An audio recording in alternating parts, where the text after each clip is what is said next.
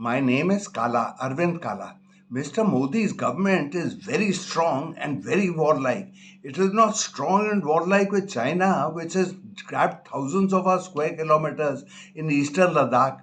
It is not warlike with smaller Pakistan, which downed seven of our fighter planes in Operation Sindhu. It is warlike with who? With India's Muslims and India's Christians. Why? Because India's Hindus outnumber India's Christians by 80 to 2, and India's Hindus outnumber India's Muslims by 80 to 14. So it is easy to terrify and terrorize a smaller number of people. If we are 10 people and there are 2 people, we can beat them up, and that is what started happening 11 years ago when Mr. Modi came to power. I remember some years ago when those attacks against Muslims were happening 7, 8 years ago. I told a Christian friend, I have many Christian friends.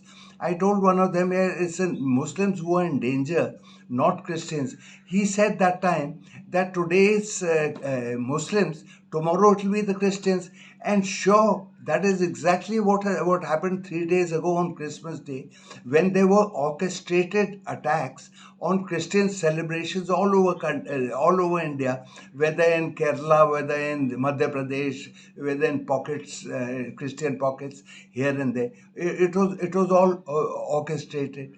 So this is the state of India. In fact, I remember. No wonder India's Muslims and today the Christians feel terribly insecure. I remember 8, 10 years ago when the first couple of lynchings happened in India. Let me explain what a lynching is, because it's a long time since it happened there. A lone Muslim going down a UP road or a Bihari road, a Hindu mob surrounds him and beats him to death and films the whole thing. There's several of those guys filming and laughing, and the whole thing becomes viral. Nothing happens to those killers.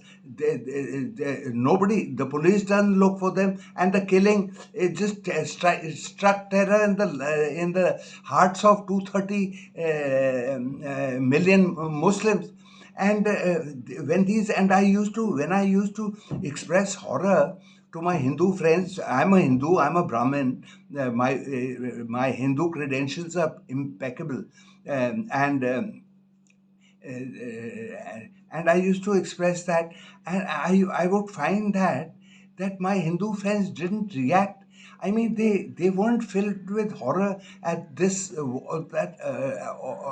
what had begun to happen, the lynchings. And I counted these lynchings. They were something like 70, 80, 90, 100. I stopped counting. I lost count. But my Hindu friends wouldn't express horror, and the metamorphosis had already begun.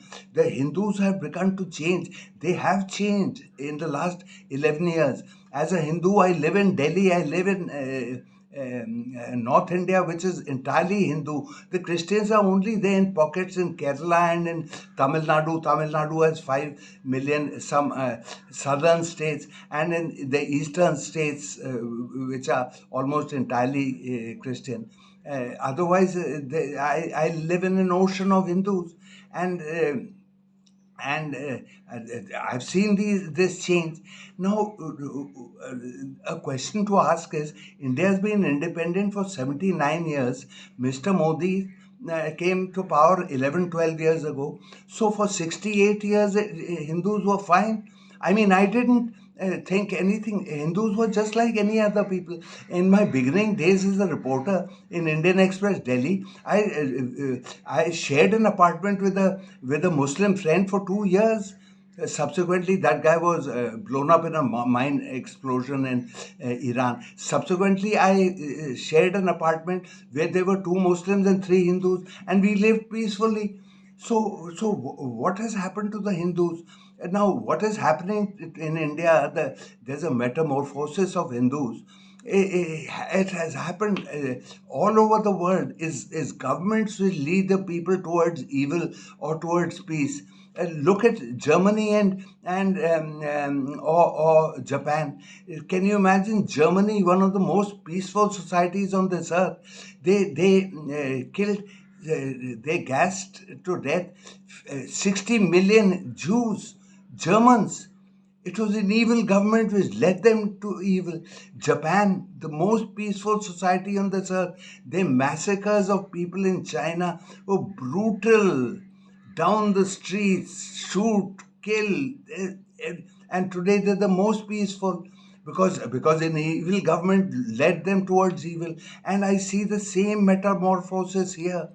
And a lot of my Hindu friends have changed.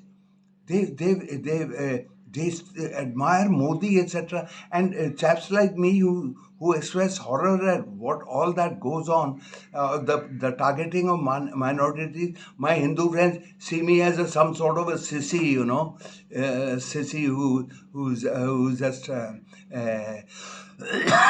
shedding crocodile tears or whatever at what's happened.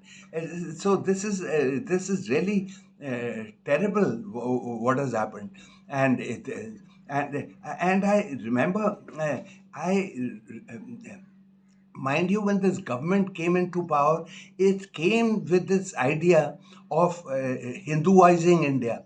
Because right in the beginning, the first year, I remember on Christmas Day, Mr. Modi's government suggested that Christmas Day, 25th August, be made as into a computer day or some hard working day.